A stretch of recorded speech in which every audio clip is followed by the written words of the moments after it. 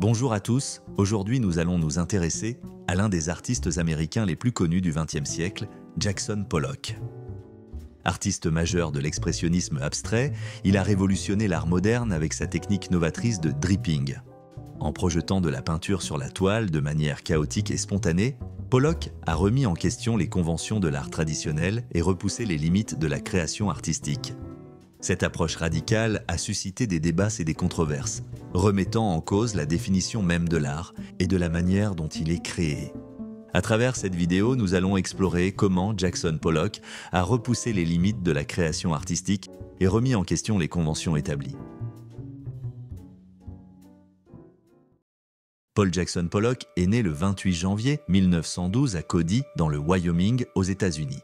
Il est issu d'une famille d'agriculteurs irlando-écossaise qui lui inculque un profond amour de la nature et des paysages américains. Son enfance est rythmée par les nombreux déménagements de ses parents et un parcours scolaire marqué par les expulsions et les échecs. Ces épreuves nourrissent chez le jeune Pollock un besoin croissant d'exprimer ses angoisses et ses émotions à travers les arts. En 1930, il suit son frère Charles à New York pour étudier à l'Art Students League. Sous la direction de Thomas Hart Benton, il se forme au réalisme régionaliste social. Thomas Hart Benton était une figure centrale du mouvement régionalisme, qui mettait en avant des scènes de la vie quotidienne dans l'Amérique rurale au début du XXe siècle. Ses œuvres sont caractérisées par des formes fluides, presque sculpturales, et des couleurs vives. Il représentait souvent l'histoire américaine, les paysages et les scènes de la vie rurale avec un sens du dynamisme et du mouvement. Sous la direction de Benton, le jeune artiste développe une passion pour l'art de la fresque, allant de la Renaissance italienne au muraliste mexicain. En compagnie de ses proches, il décide alors de parcourir les États-Unis pour observer les réalisations récentes du muraliste mexicain José Clemente Orozco. Le muralisme mexicain est un mouvement artistique qui a pris son essor après la Révolution sous l'égide de José Vasconcelos, alors ministre de l'Éducation. Celui-ci concevait l'idée de décorer les édifices publics avec des fresques destinées à l'éducation populaire, sans négliger les analphabètes. Ce projet suscita un vif enthousiasme parmi de nombreux artistes qui y virent une opportunité de démocratiser l'art. Les peintres les plus éminents de ce mouvement furent Diego Rivera, José Clemente Orozco, David Alfaro Siqueiros et Rufino Tamayo. Leurs fresques monumentales, apposées sur les murs de nombreux bâtiments officiels, relatent l'histoire officielle du Mexique en illustrant tant les traditions préhispaniques que la conquête espagnole. Ce mouvement artistique a profondément marqué l'art mexicain et a exercé une influence notable sur des artistes internationaux tels que Jackson Pollock. La toile Going West de Pollock intègre plusieurs de ses influences et reflète bien le style qu'il adoptait à cette époque.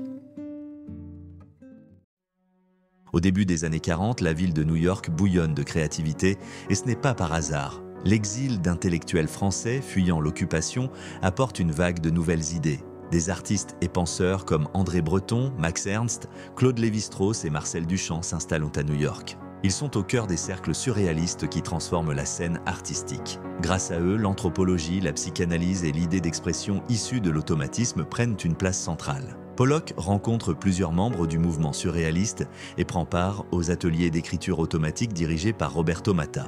L'influence des surréalistes sur son travail artistique sera déterminante et jouera un rôle crucial dans le développement de son style. Peggy Guggenheim, collectionneuse d'art et mécène influente, a joué un rôle déterminant dans la carrière de Jackson Pollock en lui proposant d'organiser sa première exposition dans sa galerie Art of this Century à New York.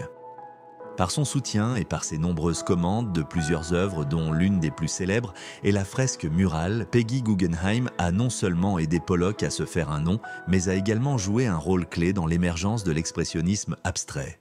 Cependant, malgré la reconnaissance croissante du public et le succès commercial, Pollock restait en proie à des doutes profonds. Le poids des attentes, combiné à ses propres luttes intérieures, faisait naître en lui une tension constante entre le désir de créer et la peur de ne pas être à la hauteur. Cette dualité a souvent alimenté son art, mais elle a également contribué à ses difficultés personnelles.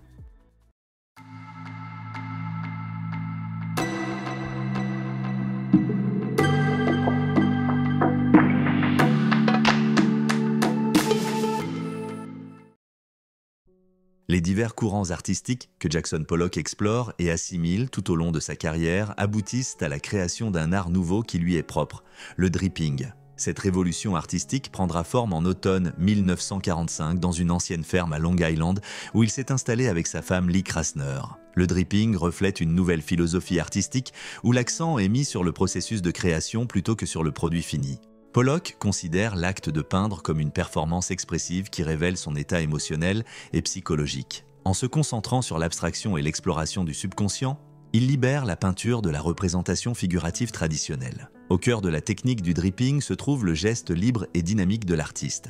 Pollock dépose ou éclabousse la peinture liquide sur une toile posée à plat sur le sol, utilisant divers outils tels que des pinceaux, des bâtons et parfois même ses mains. Cette disposition horizontale permet à Pollock de travailler autour de la toile, d'interagir avec elle de manière multidimensionnelle et d'appliquer la peinture selon des mouvements rapides et non conventionnels.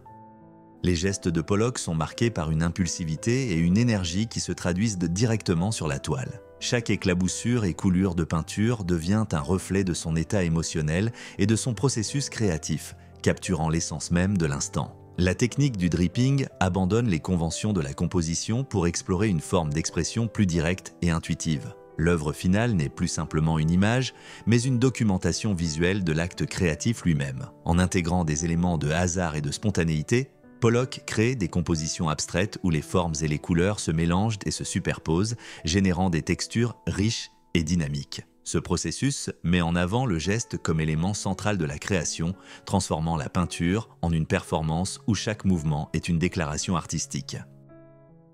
Le dripping, en tant que technique, offre ainsi une nouvelle façon d'appréhender l'art, où le geste devient le moyen principal d'expression et où le processus créatif est célébré comme une part essentielle du résultat final. Cette approche audacieuse et innovante a non seulement marqué une rupture avec les méthodes traditionnelles, mais a également ouvert la voie à une exploration plus profonde des possibilités expressives de la peinture, influençant de nombreux artistes contemporains. Bien que controversé de son vivant, Pollock a réussi à transcender les conventions artistiques, ouvrant de nouvelles voies pour l'expression créative. Sa contribution à l'art ne réside pas seulement dans ses œuvres, mais aussi dans son approche unique du processus artistique, mettant l'accent sur l'acte de création lui-même. En somme, Jackson Pollock reste un pionnier dont l'impact continue de résonner dans le monde de l'art contemporain.